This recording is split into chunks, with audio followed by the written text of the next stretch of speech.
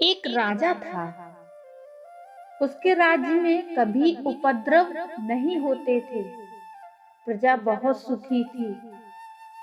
उसके राज्य से सटा एक दूसरे राजा का छोटा सा राज्य था, लेकिन उसमें आए दिन लड़ाई झगड़े होते रहते थे।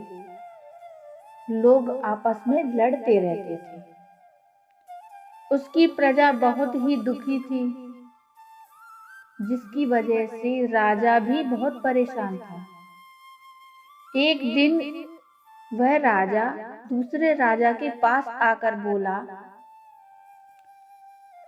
मेरा छोटा सा राज्य है, पर उसमें आए दिन उत्पात होते रहते हैं। आपका राज्य इतना बड़ा है, फिर भी यहाँ पूर्ण शांति है, इसका क्या कारण है?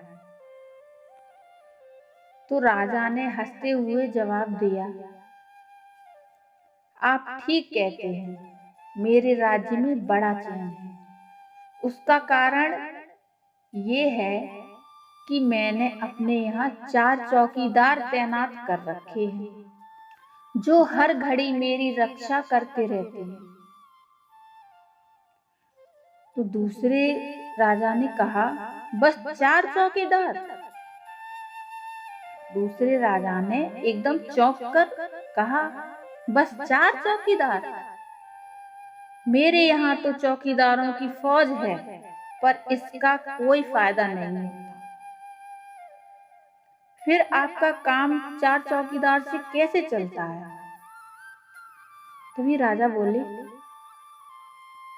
जी, मेरे रक्षक दूसरी तरह के हैं। तो दूसरे राजा ने एकदम उत्सुकता से पूछा, कैसे? तो राजा बोले, मेरा पहला चौकीदार है सत्य, जो मुझे कभी असत्य नहीं बोलने देता। फिर वो राजा ने पूछा, तो दूसरा चौकीदार कौन सा है?